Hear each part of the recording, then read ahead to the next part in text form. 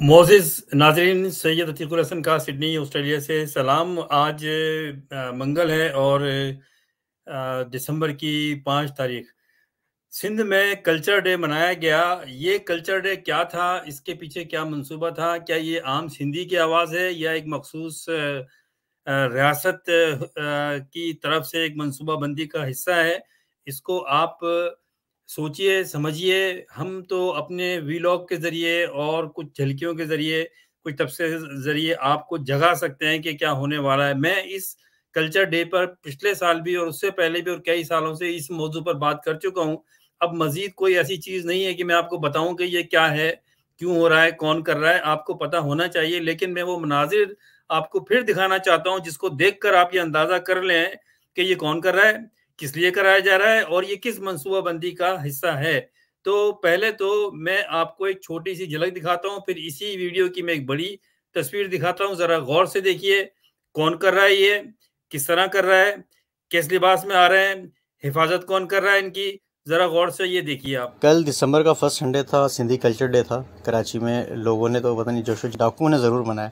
सिंध के अजरक ओढ़े हुए सिंधी टोपी को ड्यू भी है, अपना मुंह भी अजरक से छुपाने की कोशिश कर रहे हैं। क्यों?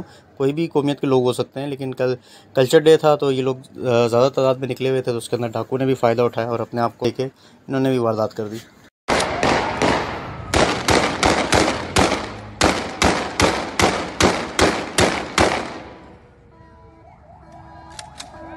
सारा और ये छोड़ किसी को भी नहीं रही। यहाँ आके कानून बेबस है सारा का सारा। आप देखें तो लोग परेशान हैं। ट्रैफिक देखें, मेन शहर है फैसल है FTC। वो कह रहे हैं पाकिस्तान ना खपे। ये देखें, ये सुने। और ये रेंजर्स खड़ी हुई है ना, पाकिस्तान ना खपे और रेंजर्स खड़ी हुई है। जबरदस्त आजादी। तो आपने ये देखा किस तरह से ये कराची की मेन शाहरा पर ये सब कुछ हो रहा है। रेंजर्स खड़ी हुई है, उनको इजाज़त दी जा रही है। ये पाकिस्तान में अब आपको कहने की मुझे ज़रूरत नहीं है, ना आपको मुझे दलाइल देके समझाने की ज़रूरत है। आप समझदार लोग हैं और ख़ास करके वो लोग जो ये जब मैं इस तरह की बातें करता हूँ तो ये बयानात देते हैं, सब कुछ हो जाएगा, इलेक्शन हो जाएगा, फलाना हो जाएगा। किन ख्वाबों में रह रहे हो आप लोग? जागो, देखो क्या हो रहा है, ज़मीनी हक़ाइक़ क्या हैं?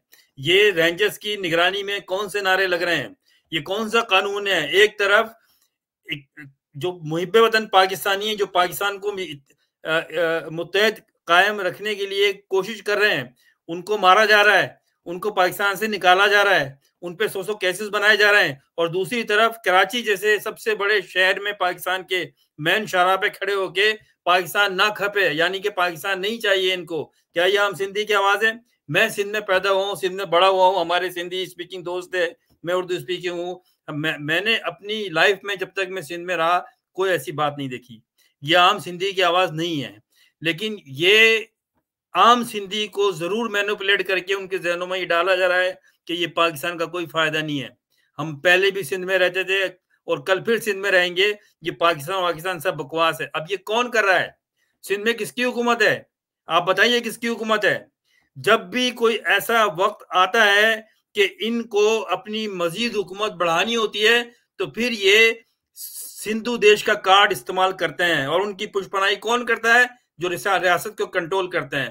तो ये सब मिली भगत है, सब ये मिले हुए माफिया हैं। मुझे अब उनके नाम लेने की जरूरत नहीं है। ये पूरी माफिया है। जब मैं माफिया कह रहा हूं तो उसमें रियासत के कंट्रोल करने वाले अदलिया, हुकूमत और चाहे वो किसी भी सूबे का वजीर आला हो, वजीर आजम हो, सब ये माफिया चाहती है कि इस पाकिस्तान को खत्म किया जाए।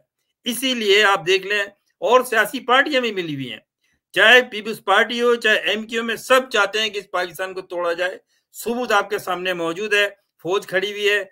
बाकी मैं इस पे क्या तबसरा करूं, क्योंकि मैं सिंध के मौजू पे बहुत ज्यादा बोल चुका हूं।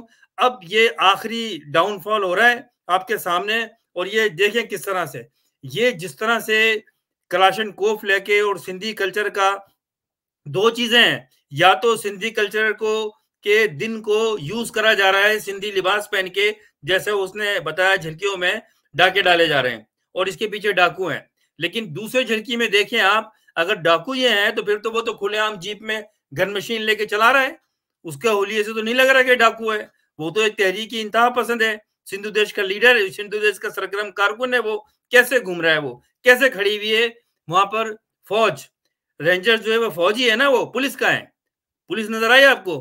कौन कर रहा है ये, कौन करवा रहा है ये आप समझदार लोग हैं। अब क्योंकि बहुत इस मौजूद पे बात हो गया है, बात हो गई है, आप देखें, मैं तो यही चीजें मैं 3-4 साल से आपको कह रहा हूं, लेकिन बहरहाल हमारा काम है, मेरा काम है कि मैं आपको ये जगाता रहूं, बताता रहूं चीजें, और इससे फायदा होता है, नुकसान होता है, आई डोंट केयर कितने लोग देखते हैं नहीं देखते हैं, लेकिन मैं तारीख में जिंदा रहना चाहता हूं कि जब ये पाकिस्तान डूब रहा था तो मैं उसको क्या बातें कर रहा था और मैं क्या आवाज लगा रहा था। आप अपने काम मौजों में रहें, मस्तियां करते रहें, जो भी कर रहे हैं आप, लेकिन वक्त कम है आपके पास, ये मैं आपको बता दूं।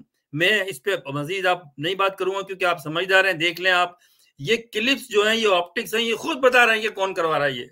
आप मुझे किसी का नाम देने की यहाँ जरूरत ही नहीं है, बिला वजह टाइम वेस्ट करने की जरूरत ही नहीं है। इस जो मैंने आपको झलकियां दिखाई, इसकी क्लिप थोड़ी सी बड़ी है, मैं वो आपको दिखाने के बाद इसको खत्म करता हूं। ज्यादा से ज्यादा इसको, मैं ये नहीं कहता आपसे, लेकिन इसको ज्यादा से ज्यादा आप फॉरवर्ड कीजिए, हजारों में लाखों में जितने भी, क्योंकि ये आंखें खोलने के लिए, दिमाग खोलने के लिए काफी है कि ये क्या हो रहा है। और ये सिंध में नहीं हो रहा, ये बलूचिस्तान में भी हो रहा है, क्योंकि कराची में हो रहा है ये, और कराची में मेरे राब्ते हैं, मुझे मिल जाती हैं फौरन खबरें और वीडियो क्लिप्स, तो मैं ये पेश कर रहा हूँ। लेकिन जो बलूचिस्तान में हो रहा है, जिसके एक निगरान वजीर आजम साहब, एक डफर किस्म का इंसान उसको बैठा दिया गया है, जो कहते हैं खड़ा जाता है तो वो खड़ा आता है और बैठ जाते तो बैठ जाता है वो, तो ये कौन करवा रहा है आपको सब पता है। तो बाकी सोचना आपका काम है, और क्या करना है आपको आपका काम है, क्योंकि जब आपका मुल्क तबाह हो रहा है, खत्म हो रहा है, और आप अगर पाकिस्तान में हैं तो आप सोच लें कि आपका क्या हशर होगा। आइए इसी झलकी को मैं दोबारा देखता हूं, इसको रिपीट करें, रिवाइंड करें, बार बार देखें, जो मैं बात कह रहा हूं उसको समझें कि कौन कौन नजर आ रहा है आपको इसमें, और कौन इसके पीछे कौन तहफ्फुज़ फराहम कर रहा है, कौन लोग हैं ये, क्या नारे लगा रहे हैं, ये आपके सामने है। एक तरफ तो अगर कोई पाकिस्तान को बुरा कह दे जरा सा भी, या फौज को बुरा कह दे, या रियासत को बुरा कह दे, तो उसके नाम लेने पे पाबंदी लग जाती है मीडिया में, उस पर 150 केस बना दिए जाते हैं। ये फाइफर क्या बकवास है, ये बुलशिट, सॉरी माय लैंग्वेज। और एक अवाम में सोई भी है, ये क्या मजाक मचाया पाकिस्तान को। दूसरी तरफ सबसे बड़े शहर की शाहराह पर पाकिस्तान ना खपे के नारे लग रहे हैं, ये क्या हो रहा है आप जानते हैं इसको। कल दिसंबर का फर्स्ट संडे था, सिंधी कल्चर डे था। कराची में लोगों ने तो पता नहीं जोशो जज्बे से मनाया या नहीं मनाया, लेकिन डाकुओं ने ज़रूर मनाया। सिंध के अजरक ओढ़े हुए, सिंधी टोपियाँ लगाए हुए डाकू आ चुका है। ये देखें जी, एक के हाथ में तो स्टिंग और ड्यू भी है, अपना मुंह भी अजरक से छुपाने की कोशिश कर रहे हैं।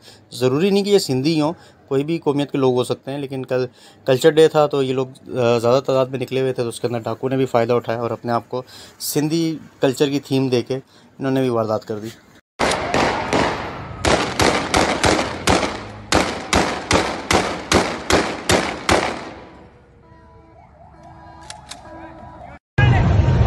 देखें आप लोग, ये रेंजर्स वाले खड़े हुए, इनके हाथ पैर बंधे हुए, ये कुछ नहीं कर सकते। ये ट्रैफिक जैम किया हुआ है सारा का सारा, और ये छोड़ किसी को भी नहीं रहे। यहाँ आके कानून बेबस है सारा का सारा। आप देखें लोग परेशान हैं, ट्रैफिक देखें, मेन शाहरा फैसल है, FTC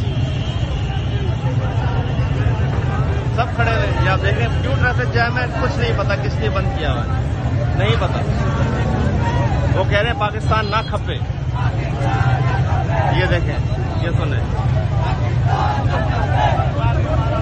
और ये रेंजर्स खड़ी हुई है ना, पाकिस्तान ना खपे, और रेंजर्स खड़ी हुई है। जबरदस्त आजादी चाहिए इनको भाई। अब एक जमात के लिए कानून अलग है और बाकियों के लिए कानून अलग है। एक मुल्क में दो कानून। देखें आप, लोग परेशान खड़े थे, एम्बुलेंसेज भी फंसी हुई है, वो छिपा की एम्बुलेंस फंसी हुई है, लेकिन खोलेंगे नहीं ट्रैफिक। पुलिस वहां खड़ी हुई है, सिर्फ तमाशा देख रही है खड़ी।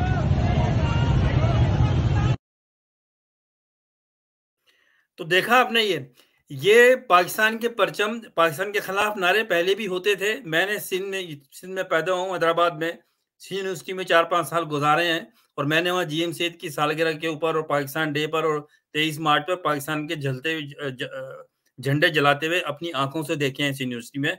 ज़िया-उल-हक की मार्शल्लाह थी उस वक्त, लेकिन ये हिम्मत नहीं होती थी कि वो हैदराबाद शहर में आके कोई ऐसी बात करे पाकिस्तान के खिलाफ। किसी की हिम्मत नहीं होती थी। और चाहे आम सिंधी बोलने वाला हो या उर्दू बोलने वाला हो, मेजॉरिटी में सब उसके मुखालिफ थे इन चीजों के। एक छोटा सा टोला था और जो पाकिस्तान जो जीएसएन के नारे लगाता था, वो भी खुल के शहरों में आगे नहीं करते थे ये चीजें। आज हैदराबाद को छोड़ें आप, कराची में आके मेन शाहराह पे ये नारे लग रहे हैं, हुकूमत किसकी है? ये सब एक टोला है जो पाकिस्तान को तोड़ के बर्बाद करके कोई सिंध अपनाना चाहता है, कोई पंजाब अपनाना चाहता है, कोई बलूचिस्तान अपनाना चाहता है और कोई केपी के। और होगा क्या इसका अगर आपने नहीं उठे, पाकिस्तान के लोगों नहीं उठे? लिख ले मेरी बात। आप आज रोजाना की बुनियाद पर देख रहे हैं फलस्तीन में क्या हो रहा है, किस तरह लोगों को मारा जा रहा है और उस पर पूरी दुनिया खामोश है, इसराइल को तहफ़्फ़ुज़ फराहम कर रही है। ये पाकिस्तान में भी होगा, मेरी बात नोट कर लें आप। अगर आपने मज़ाहमत की उस वक्त, आज आप कर सकते हो क्योंकि आपकी फौज है इस वक्त, उनको मजबूर कर सकते हो कि इनको रोकें। लेकिन कल जब कोई दूसरा मुल्क अटैक करेगा और ये फौज सरेंडर करेगी जैसे बांग्लादेश में की थी, तो फिर आप लोगों को घरों से निकाल के मारा जाएगा। ये एक मंसूबा है ये। और कौन करेगा? पाकिस्तान के दोनों तरफ से, क्योंकि आपके दोनों बॉर्डर के ऊपर दुश्मन है आपके। ये सोच लें आप ये, क्योंकि आप सोए हुए हो। आप जो इस मुल्क को बचाने वाला है वो जेल में, आप आराम से बैठ के उसकी न्यूज सुनते हो खाली बैठकर। ये होने वाला है ये पाकिस्तान में, तो आप सोते रहो। फिर सर से जब पानी गुजर जाएगा फिर आप क्या कर सकते हो? कैसे ये नारे लग रहे हैं कराची में? किसकी हुकूमत है कराची में? कौन लगवा रहा है ये? कौन ये माहौल बना रहा है इलेक्शन से पहले? ये हमेशा से ये होता रहा है और एक पार्टी नहीं है इसमें, एक पार्टी नहीं है इसमें। मैं किसी भी पार्टी का नाम नहीं लेना चाहता इस मौके पे, मैं क्योंकि सारा फोकस ये कर रहा हूं कि आप खुद देखें, खुद अंदाजा लगाएं और खुद बताएं, मुझे कमेंट्स करें कि कौन लोग हैं ये जिनकी हिम्मत है जो कराची में कर रहे हैं और कैसे उसको रेंजर्स खड़े होकर प्रोटेक्ट कर रही है और बात कर रही है उनसे आराम के साथ। बस मैं ये कहना चाहता हूं आपसे, बाकी आप खुद समझदार हैं। फिर इंशाल्लाह आपसे बात होगी।